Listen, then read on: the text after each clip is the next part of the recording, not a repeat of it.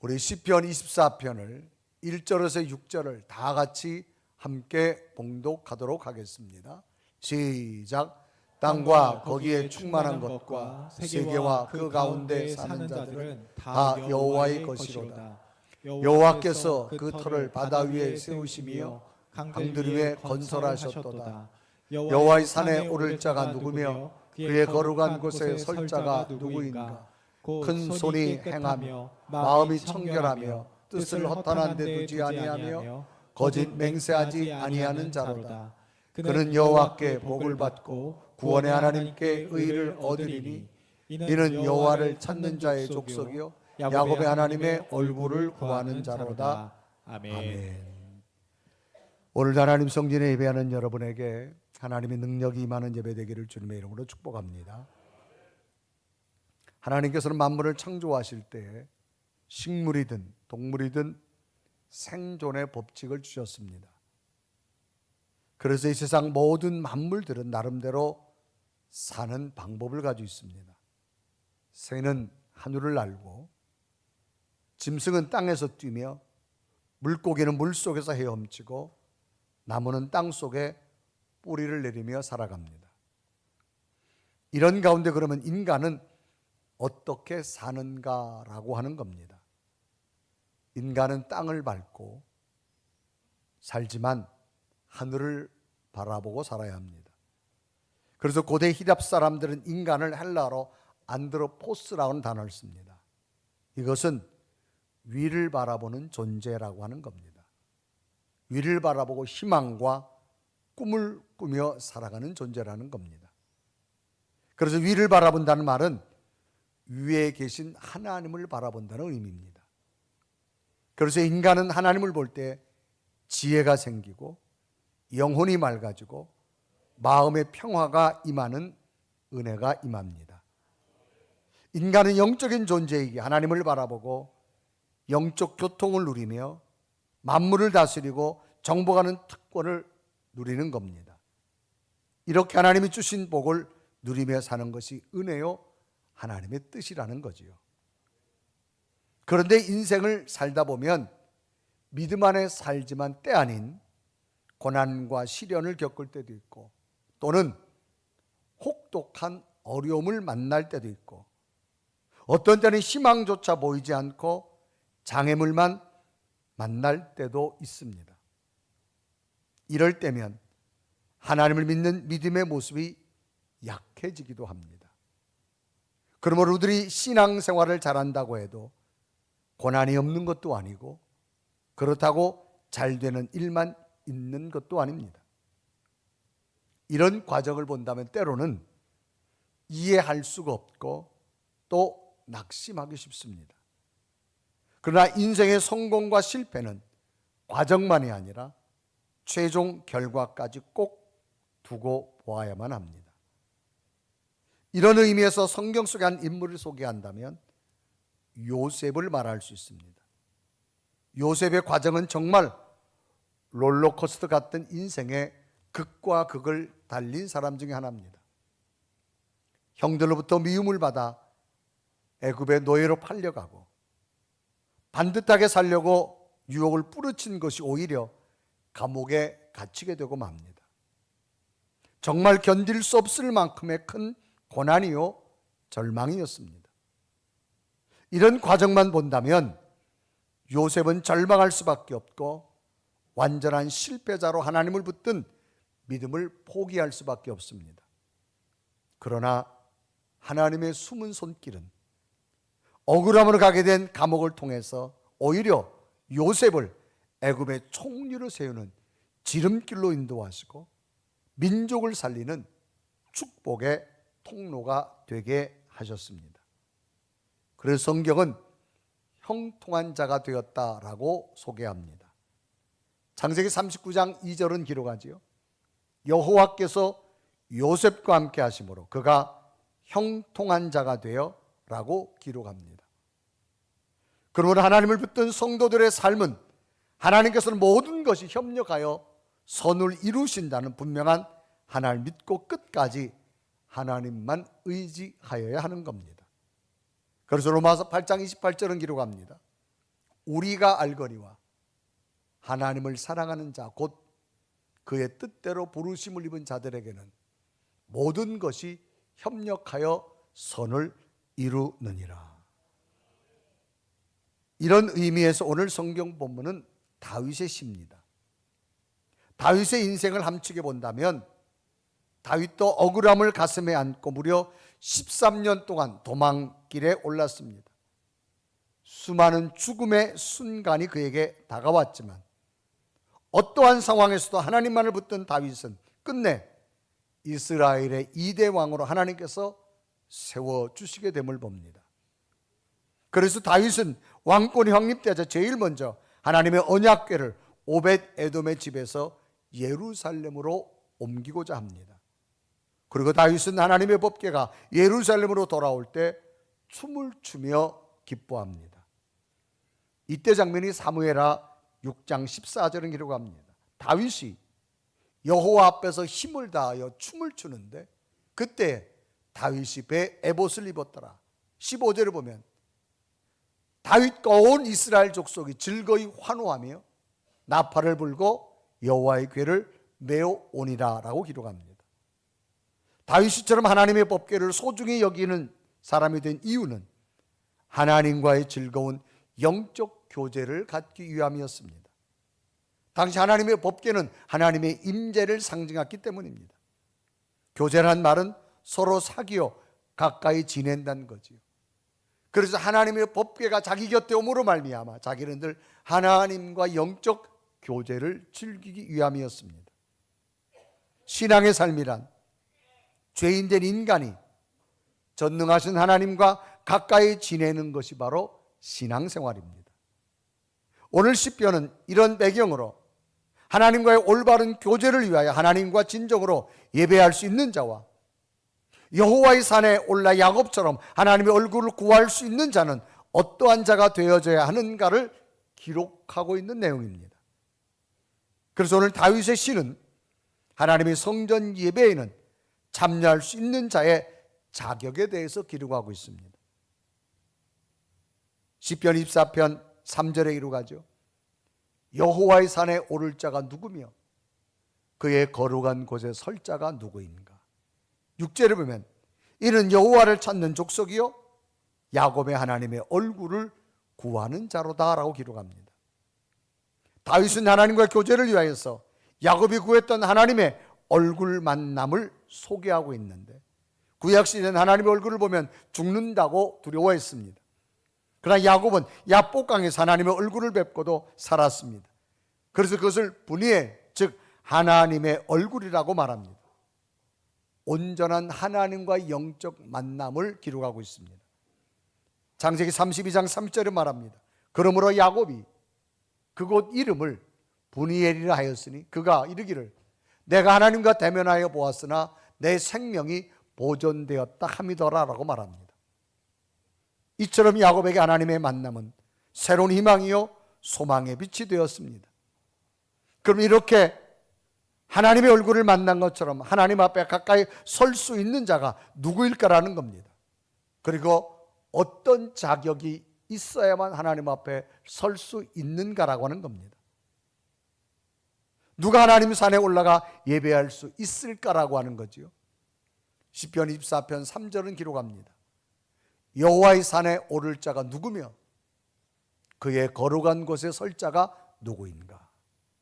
그러면 다윗이 강조하는 하나님 앞에 설 수 있는 자격은 무엇일까를 찾아보면서 오늘도 다윗이 정언하는 중요한 것을 잘 찾으셔서 오늘 예배 가운데 진정한 하나님과의 만남이 일어나는 예배 되기를 주님의 이름으로 축복합니다. 그러면 하나님 앞에 설 수 있는 자는 첫째는 청결함이 있어야 됩니다. 청결하다는 말은 맑고 깨끗하다 그런 말입니다. 다윗은 하나님의 산에 올라 하나님의 얼굴을 바라보면서 예배할 수 있는 자는 행실과 심령에 청결함이 있어야 됨을 말하는데 해야 될 것 두 가지, 하지 말 것 두 가지를 소개하고 있습니다. 시편 24편 4절은 기록합니다. 곧 손이 깨끗하며 마음이 청결하며 뜻을 허탄한 데 두지 아니하며 거짓 맹세하지 아니하는 자로다. 하나님에 대해서는 말에 대하여 거짓됨이 없는 사람, 또 하나는 우상이나 가치 없는 것에 의지하지 말고 오직 살아계신 하나님을 의지하는 자. 오늘 성경은 청결한 자라 그렇게 말합니다.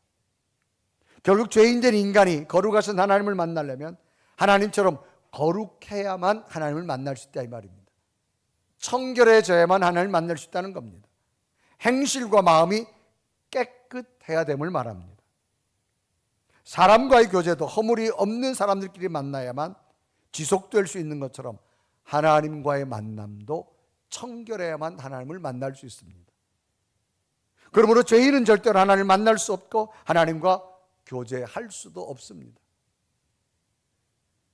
하나님은 만나주지도 않습니다.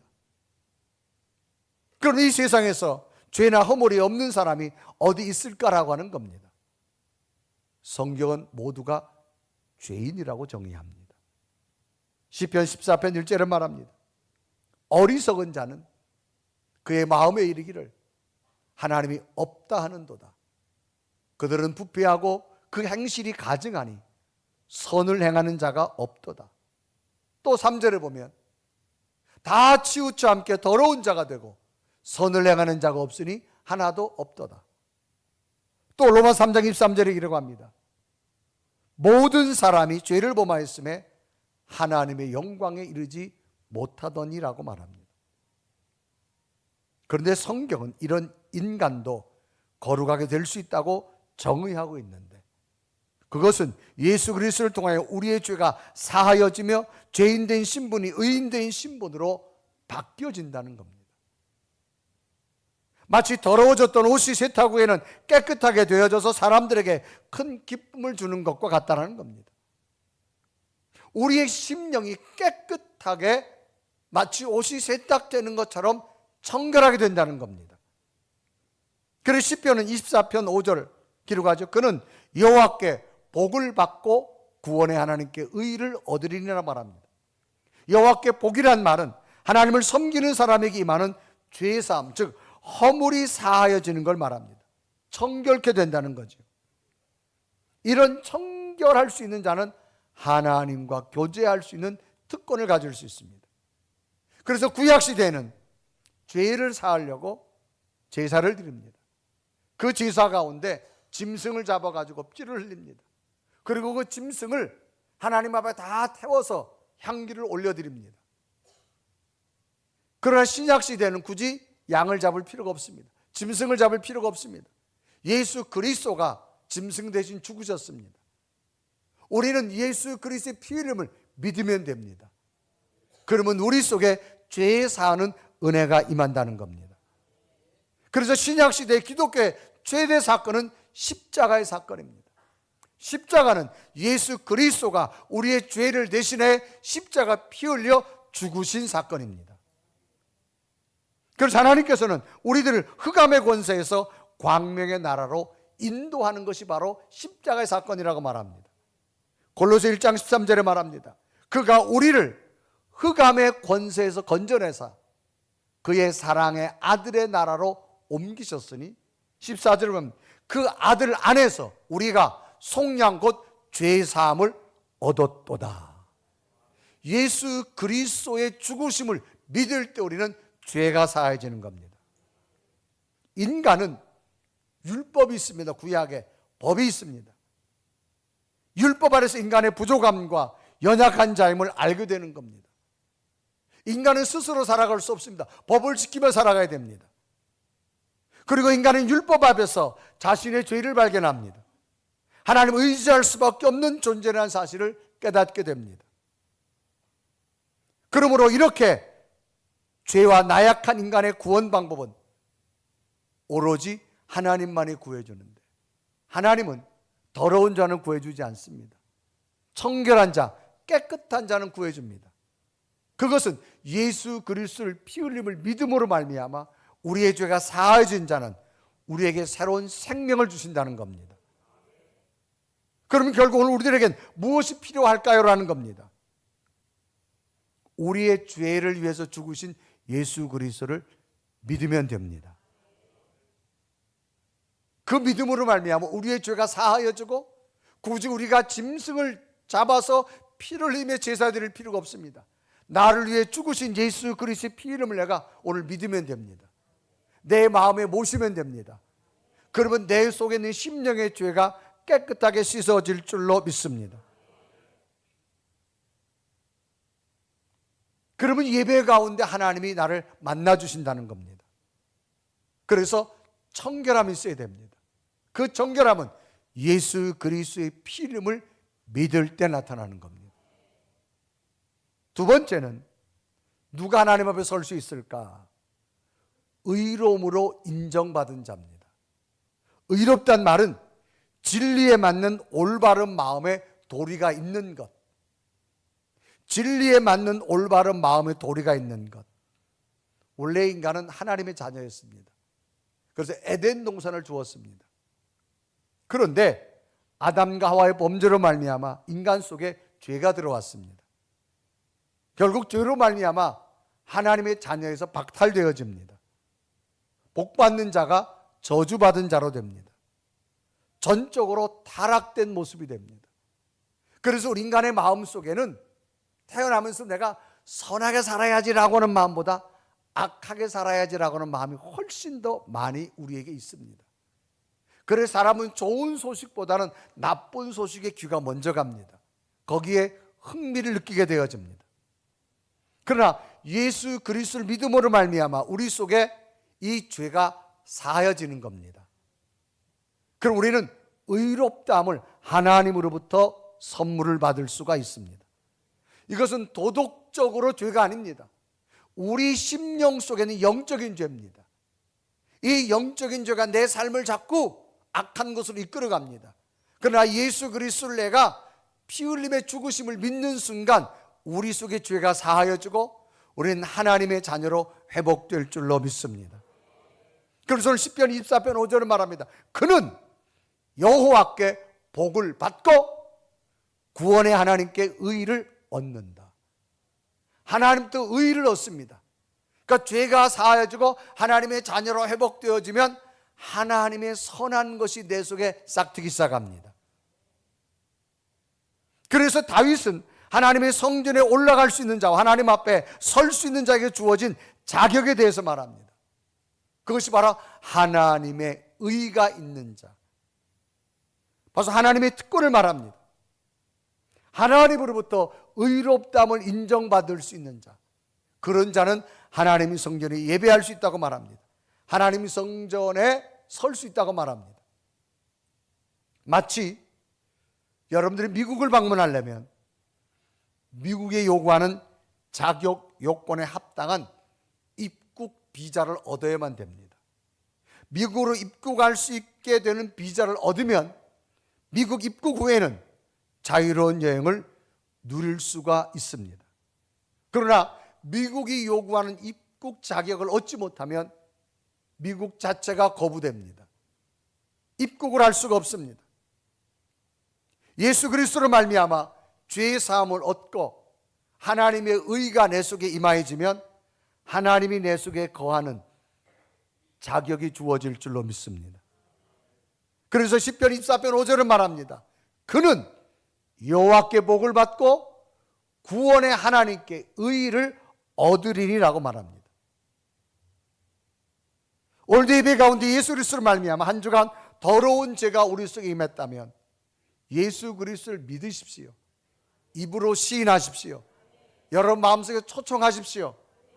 여러분 속에 나도 모르게 지었던 모든 영적인 더러운 죄가 깨끗게 휘어지게 되어져서 사하여져서 하나님의 자녀로 의로운 자로 인정하게 될 줄로 믿습니다. 누가복음 7장에 보면 자신의 죄로 말미암아 기쁨과 평안을 잃어버리고 걱정과 염려와 두려움 속에 살아가는 여인이 있습니다.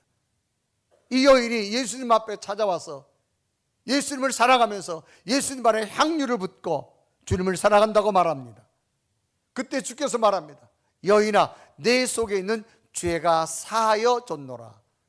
이 여인 속의 죄가 예수님의 은혜로 사하여지자 그 속에 있었던 두려움이 떠나가고 염려가 떠나가고 하늘의 평안이 여인의 마음속에 찾아오게 되어지기 시작합니다. 그래서 누가복음 7장 48절과 50절은 기록합니다. 이에 여자에게 이르시되 내 죄의 사함을 받았느니라 하시니, 50절에 보면 예수께서 여자에게 이르시되 내 믿음이 너를 구원할 수 있는 평안히 가라 하시니라라고 말합니다. 이 여인이 세상 어디에도 얻을 수 없었던 참된 평안을 예수님으로부터 얻게 됐습니다. 그것은 자기 속에 있는 죄가 사하여졌기 때문입니다. 평안이라는 말은 걱정이나 탈이 없음을 말합니다. 그래서 여러분들이 예배 드리는 순간 어떤 은혜가 뭐냐? 마음이 평안합니다. 마음이 평안합니다. 그래서 평안하기 때문에 여러분들이 예배 시간에 졸음이 자꾸 오는 이유가 바로 그겁니다. 평안하기 때문에 졸음이 오는 겁니다. 그래서 저는 절대로 예배 시간에 깨우지 않습니다. 얼마나 주님의 은혜가 충만하면 그렇게 마음이 평안하게 잘 주무실까요? 오늘 예배 가운데 이런 은혜가 있기를 바랍니다. 인간은 누구든지 죄인의 모습으로 하나님을 올바르게 섬길 수 있는 능력이 없습니다. 자격이 없습니다. 그러나 하나님 앞에 나와서 반드시 준비가 필요합니다. 예수 그리스도의 십자가 앞에 오늘도 여러분 고백하십시오. 여러분 심령 속에 나도 모르게 주님의 십자가를 믿는 순간 여러분 속에는 죄가 사하여질 줄로 믿습니다. 그래서 하나님으로부터 의롭다고 하는 자격을 얻게 되는 겁니다. 그래서 시편 24편 5절은 말합니다.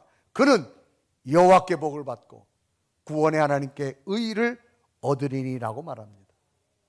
오늘도 예수 그리스도 앞에 죄를 고백하시고 하나님의 의로운 자가 되기를 바랍니다.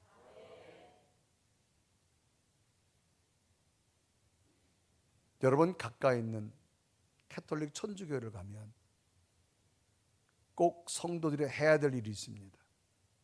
그것은 자기의 죄를 고백해야 됩니다. 누구한테 고백하느냐? 신부님에게 고백합니다. 그래서 신부님이 사해지는 겁니다. 그러면 성도들은 죄의 사함을 받았다고 믿습니다. 그래서 또 고민했습니다. 교회 입구에다 사죄실을 만들어야 되겠다. 교인들 들어올 때마다 한 주간의 죄를 고백하도록 해야 되겠다. 그러나 우리는 여러분 사람에게 고백하죠. 저도 죄인입니다. 여러분들 가슴속에 예수 그리스도에게 고백하십시오. 보혈의 은혜로 사해질 줄로 믿습니다. 그러면 하나님 앞에 설 수 있는 자가 누구냐? 자기 성찰이 필요합니다. 자기 성찰이라는 말은 자신의 마음을 돌아보며 반성하고 살피는 걸 자기 성찰이라고 말합니다. 우리들이 제일 못하는 게 있습니다. 자기 자신을 보지 못한다는 겁니다.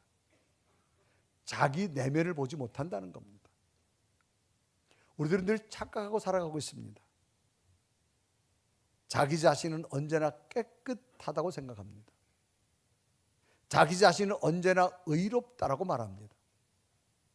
자기 자신은 언제나 믿음 생활 잘하고 있다고 생각합니다. 그렇지 않습니다. 마치 이런 겁니다. 여러분이 손을 오늘 잘 씻으셨을 거예요. 손에 뭐 아무것도 없는 것 같아요. 그러나 과학적 현미경을 가지고 여러분을 보신다면 여러 가지 이물질이 참 많이 묻어 있습니다. 똑같습니다. 하나님의 눈으로 보면 우리의 더러운 죄악이 얼마나 많은지 모릅니다. 우리는 착각하고 있는 겁니다. 자기 성찰이 필요합니다.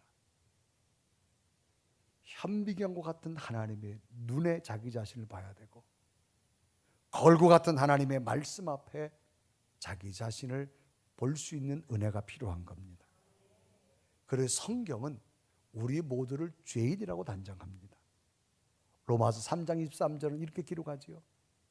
모든 사람이 죄를 범하였으며 하나님의 영광이 이르지 못하더니. 누구도 예외 없습니다. 저도 죄인이고 여러분도 다 죄인입니다. 이 고백은 바울의 고백이었습니다. 바울도 자기 자신을 구약시대 율법, 법으로 본다면 자기는 하나도 죄를 짓지 않고 흠이 없는 사람이라고 말합니다. 그래 빌립보서 3장 5절과 6절은 말하죠. 나는 8일 만에 할례를 받고 이스라엘 족속이요, 베냐민 지파요, 히브리인 중에 히브리인이요, 율법으로는 바리새인이요.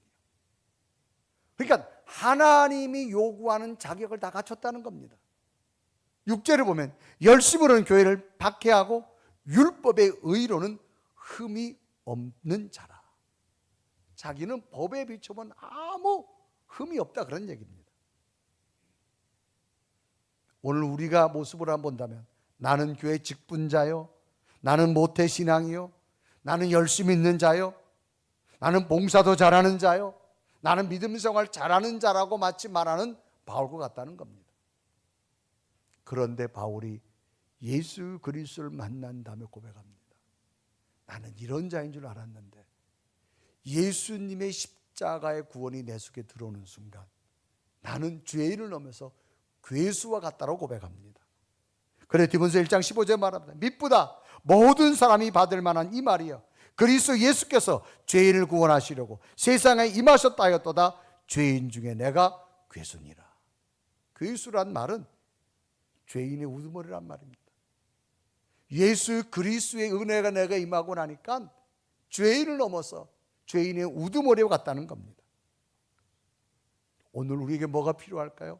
자기 성찰이 필요합니다. 늘 나를 예수 그리스도 앞에 볼 수 있는 죄인이라는 사실을 잊지 않으시기를 바랍니다.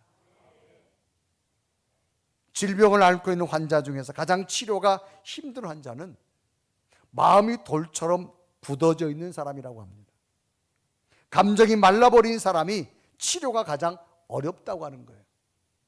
그래서 질병을 치료하기 위해서는 환자의 굳어진 마음을 푸는 것이 가장 우선적이라고 해요. 그래서 심리치료가 먼저 필요하다는 겁니다. 굳어진 마음, 나는 이런 사람이야, 굳어진 마음. 우리는 굳어진 마음을 내려놓고 예수 그리스도의 십자가의 보혈 앞에 나를 성찰하고 내가 죄인이라는 사실을 볼 수 있는 은혜가 필요합니다. 사람은 세 종류의 눈이 있습니다. 육안이 있습니다. 사물을 바라봅니다. 육신의 눈으로 모든 것을 보게 됩니다. 두 번째는 지안이 있습니다. 사물의 이치와 원리를 깨닫습니다. 지식의 눈으로 봅니다. 이익을 판단하게 됩니다. 세 번째 영안이 있습니다. 이것은 하나님을 바라보는 눈입니다. 육신의 눈이나 지식의 눈에 보이지 않습니다. 하나님을 알게 되어지고 죄 이름을 알게 되어지고 하나님 뜻을 알게 되는 믿음으로만 떠지는 영의 눈이 있습니다. 영안이 떠질 때 내 자신을 볼 수 있게 되어진다고 하는 사실입니다. 왜 내가 죄인이냐라고 반문하는 사람들 많습니다. 영의 눈이 떠지지 않았기 때문입니다. 우리 모두는 다 죄인입니다. 죄인된 모습으로 하나님의 세계를 볼 수 없습니다. 오늘도 영안이 떠지셔서 하나님의 은혜가 느껴지시고 하나님의 세계가 보여주시고 하나님이 나와 함께함이 믿어지는 예배가 되기를 바랍니다. 그래서 여호와 앞에 예배할 자, 여호와 산에 오를 자 청결해야 됩니다. 내 죄악이 십자가 앞에 사하여지고 하나님의 의로움으로 인정된 자, 영안이 떠지고 하나님이 함께할 줄로 믿습니다. 우리와 함께 있었던 분 가운데 시대의 지성인이라고 말하는 이어령 교수가 있습니다. 이분은 정치, 경제, 문화, 교육, 종교 정말 박식한 분입니다. 이분이 예수 그리스도를 만나고 책을 썼습니다. 지성에서 영성이라는 책을 씁니다.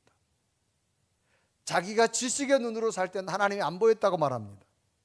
그런데 그의 딸 자녀를 통하여서 하나님을 보게 되어졌고 자신이 죄인임을 알게 되어졌다고 고백한 책입니다.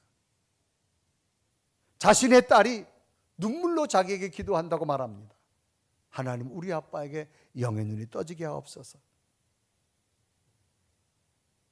딸에게 있던 질병과 오랜 기도 앞에 자존심 하나로 버려온 최고의 버텨온 지성인 이어령 교수가 끝내는 무너졌습니다. 자신이 딸이 실명위기에 있었을 때 의학으로 불가능했지만 하나님의 은혜로 눈이 떠졌을 때 그는 영의 눈이, 영의 세계가 있음을 보게 됩니다. 하나님의 세계에 있음을 보게 됩니다. 그는 세례를 받기 시작하지요. 젊은 목사님 앞에 무릎을 꿇고 자기가 이제 영의 눈을 뜨며 죄 이름을 고백하는 순간 그는 자신의 인생의 최고의 기쁨이었다고 고백합니다. 이어른 교수는 말하지요. 죽음은 인생의 끝이 아니다. 반드시 하나님의 세계가 있다라고 그는 책에서 저술을 합니다. 오늘 우리에게 무엇이 필요할까요? 영의 눈이 떠져야 됩니다. 자기 성찰이 필요합니다. 영의 눈은 자기가 죄인임을 고백하는 자만이, 예수 그리스도의 은혜의 감격이 있는 자만이 하나님의 세계가 보여질 줄로 믿습니다. 누가 기도합니까? 영의 눈이 떠져서 오늘도 하나님이 나와 함께 하시고 내 기도를 들으시고 지금까지 기도를 응답하신 하나님, 앞으로도 인생의 문제와 함께 할 줄 믿습니다. 믿어지는 자가 기도하는 겁니다. 그건 영의 눈이 떠진 자만이 드릴 수 있는 기도입니다. 그래서 날마다 하나님 우리에게 체험케 합니다. 지식의 눈으로 볼 수 없었던 것, 육신의 눈으로 볼 수 없었던 것, 기도할 때마다 하나님이 이루시는 영적 세계를 경험하게 됩니다. 특별히 우리는 지금 사순절 기간에 있습니다. 이 사순절은 예수님이 죽으시고 부활 전 40일 기간을 말합니다. 이 40일 가운데 예수 그리스도의 광야 생활이 있었고 기도 생활이 있었고 금식 생활이 있습니다.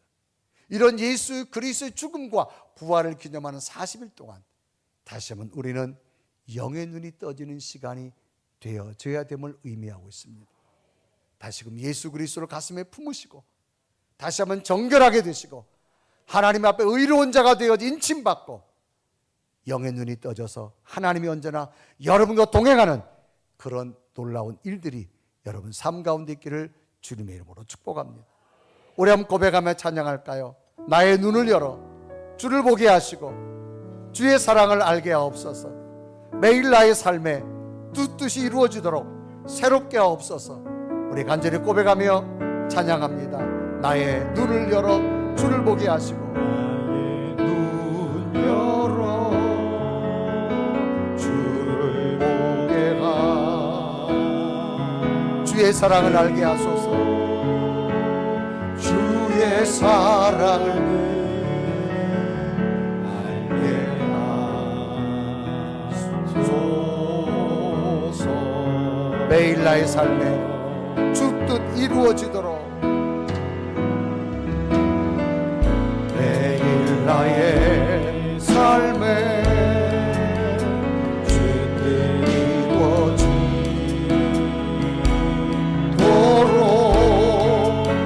새롭게 하소서. 주의 사랑으로 주의 사랑으로 주 사랑 나를 이끄시고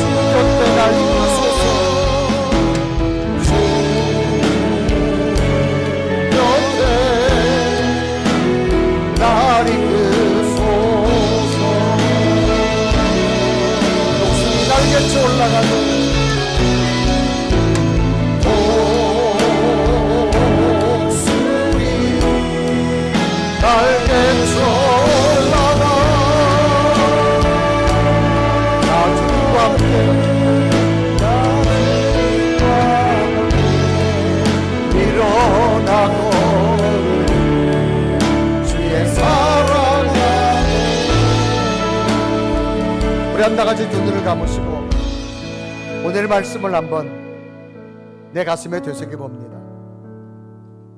우리는 삶을 살다가 평상시에는 모릅니다. 막상 법이라고 하는 테두리를 벗어나서 어떤 처벌의 대상이 될 때서야 내가 미처 몰랐던 모든 것들이 법에 저촉된다는 사실을 깨달았습니다. 판사 앞에 그 죄에 대해서 우리가 처벌을 받아야 됩니다. 그러나 내가 그 죄에 대해 설명할 길이 없습니다. 나를 변호해 줄 분이 없습니다. 그럴 때 필요한 자가 변호사입니다. 변호사는 이렇게 말하죠. 판사님, 이분이 이런 상황이었습니다. 어쩔 수 없이 이런 죄를 짓게 되어졌고 몰랐을 겁니다. 한번 선처해 주길 바랍니다 라고 변호해 주는 분이 변호사입니다. 우리가 평상시는 무엇이 죄인지 모릅니다. 그러나 막상 절망 앞에서, 하나님의 말씀 앞에서 내가 죄인임을 고백합니다. 그때 성령님은 나를 변호해 주십니다. 하나님, 어쩔 수 없이 죄를 지었습니다. 하나님 용서해 주세요. 하나님 이해해 주세요. 하나님 선처해 주세요 라고 변호하시는 분이 성령님이십니다. 성령님 오늘 우리 속에 임하셔서 나를 정결케 하여 주옵소서. 나를 새롭게 하여 주옵소서. 나의 눈을 뜨게 하여 주셔서 내가 죄인임을 보게 나를 도와주옵소서. 신앙생활은 영의 눈이 떠지는 겁니다. 나는 똑똑하다고, 나는 많이 배웠다고 지식의 눈만 가지고는 하나님 세계를 볼 수 없습니다. 그러나 성령님이 내 속에 임하면 내가 죄인임을 알게 되어지고 나의 부족함을 알게 되고 하나님 은혜 없이는 살아갈 수 없음을 우리는 깨닫게 됩니다. 성령님이 시간에 오셔서 이 사순절 기간에 내가 다시 한번 예수 그리스도의 십자가를 믿어지게 하여 주옵시고 나의 모든 더러운 죄가 주님의 십자가 앞에 사하여지기를 원합니다. 하나님이 예배할 때 주의 성령이 내게 임하게 하시고 주의 능력이 내게 임하게 하시고 내가 기도할 때 하나님 앞에 교통되는 기도가 되게 하여 주옵시고 내 힘으로 살아가는 것이 아니라 하나님의 능력으로 살아가는 은혜를 부어 주옵소서. 오늘도 주의 전에 왔습니다. 나의 눈을 열어서 하나님의 세계를 보기 원합니다. 영의 눈이 떠지게 하여 주옵시고 예수의 십자가 나를 깨끗게 하셔서 다시금 하나님의 자녀로서 하나님의 희망을 가지고 살아갈 수 있는 내 믿음이 되게 해달라고 주여 나의 눈을 열어서 주를 보게 하옵소서. 간절히 고백하며 기도드립니다. 살아계신 주님, 이 시간도 주님께 기도합니다. 나의 눈을 열어서 주를 보게 하시고 주의 사랑을 알고 원하오니 오 살아계신 하나님, 오 성령의 하나님, 나를 마음에 붙잡아주옵소서. 지식으로 머무는 내 시간이 되지 말게 하시고 하나님의 간절함을 보고 원하고 하나님의 능력을 보고 원하고 오 살아계신 오 성령의 하나님, 나를 새롭게 하시고 나를 강하게 하시고 이 시간도 지식의 눈을 받고 하나님 영적 세계로 회복되게 원하고 오 살아계신 오 성령 나를 강하게 하시고 나를 붙잡아주시고 하나님의 거룩한 성전으로 축복하여 내 속에 임하여 나를 깨끗게 하시고 하나님의 사랑을 나라를 임하여 주옵소서.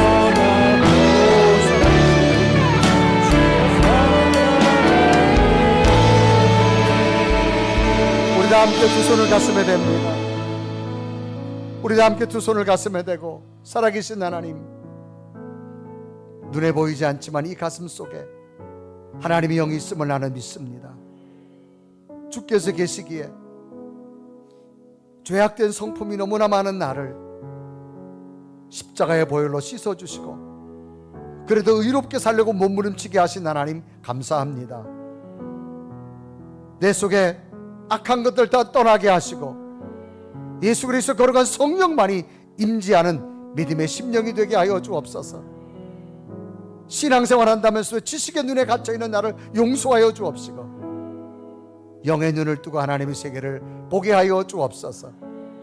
이 시간도 내 가슴에 손을 댔습니다. 이 손끝에 예수 그리스도의 십자가의 흔적이 들어가서 내 몸속에 있는 질병이 떠나가길 원합니다. 지식으로는 의학으로는 치료할 수 없지만 하나님의 능력으로 고쳐질 줄 믿습니다. 나사렛 예수는 명하노니 질병은 떠나갈지어다, 두려움은 사라질지어다, 깨끗할지어다. 하나님의 거룩한 영이 임하여 주옵소서. 날마다 하나님 앞에 서게 하시고 말씀 앞에 나를 돌아보며 성령의 은혜로 늘 꿈을 꾸는 자가 되게 하여 주옵소서. 예수 그리스도의 이름으로 간절히 기도드리옵나이다.